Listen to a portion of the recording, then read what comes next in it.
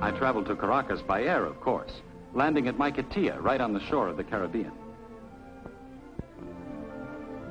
Then we started up through the mountains on one of the most remarkable highways in the world, the Autopista.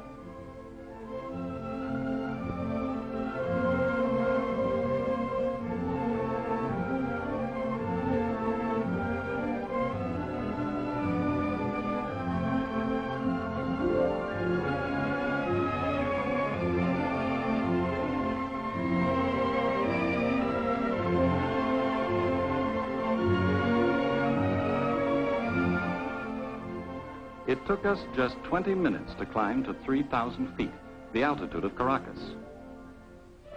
Suddenly, we were in the city.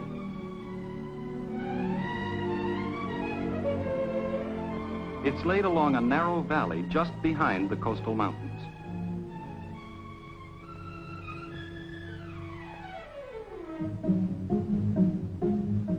The downtown area is dominated by the central Simón Bolívar, a building development something like Radio City, except that superhighways go through it and under it.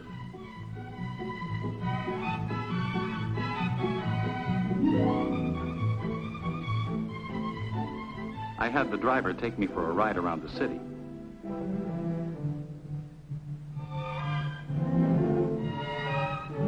He showed me the new sections in the east, where just 10 years ago there were sugarcane and coffee plantations.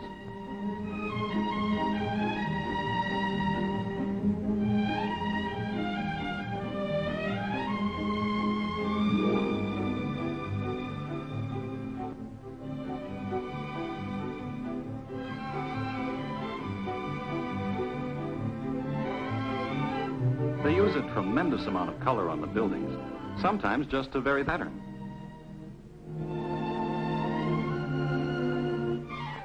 And sometimes for artistic effect, giant mosaics, 6 to 10 stories high.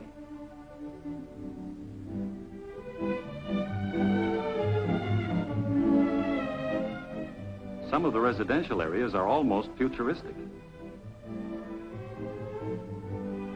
But others are so quiet and tranquil that you seem to be in another world.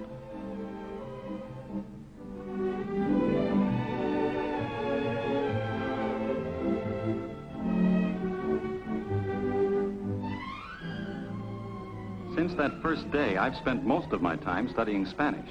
I'm even writing this letter between classes. But tomorrow is Sunday, and I expect to see more of the city. I've told you how modern much of Caracas is. Well, if the rest of the place is modern, they'll have to coin a new word for University City. Believe me, this is no ivy-covered campus.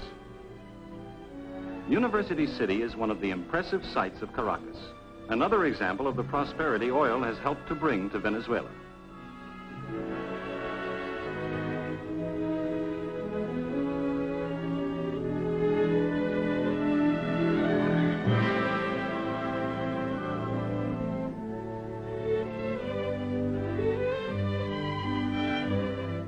The university isn't tucked away by itself. It's part of the city, and it provides the city with many things, from medical care to a beautiful stadium for soccer and track, and another for baseball.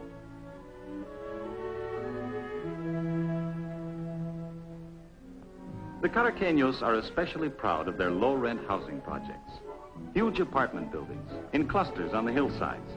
We have nothing like them at home. But some things are just like home. The new business sections, the shop windows filled with goods purchased in the United States,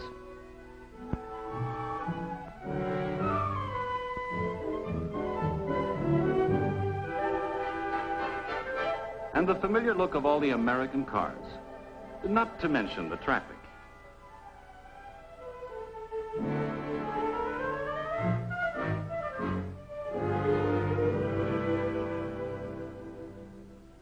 I've also seen some of the historic spots of Caracas, like Plaza Bolivar, the old Spanish square with the statue to the liberator, who led 6 South American nations to freedom.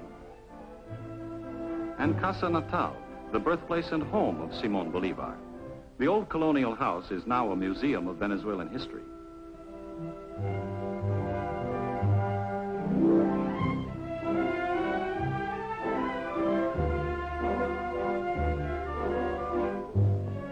I was told that many families in Caracas still live in gracious old homes like Bolivar's, showing only blank walls on the outside and looking toward beautiful inner patios open to the sky.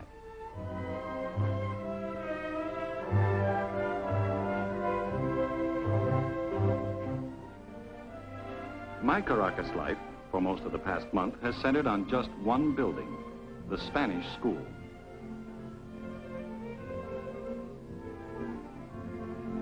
We Norte Americanos study Spanish 8 hours a day, 5.5 days a week.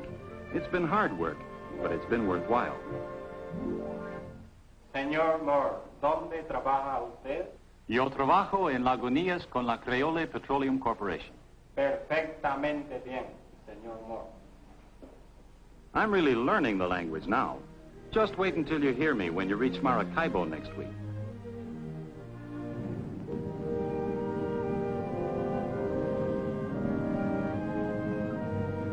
Atención, por favor. La línea aeropostal venezolana anuncia la llegada del vuelo número 201 procedente de Miami. LAV, the Venezuelan airline, announces the arrival of flight 201 from Miami.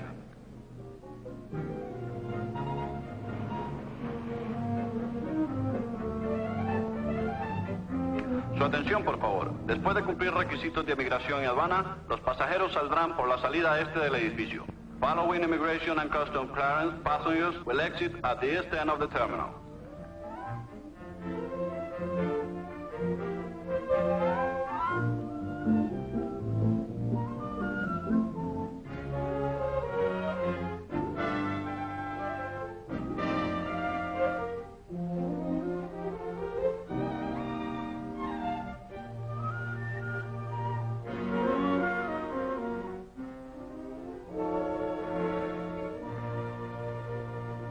Is this all? No, we have 2 more bags.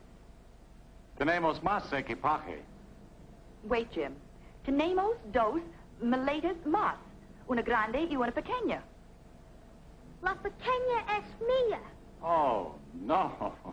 We've been studying Spanish, too. Well, that's how it goes.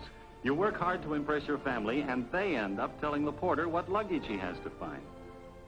It's good to have them here, though, and I'm looking forward to a good life with them during this assignment in Venezuela.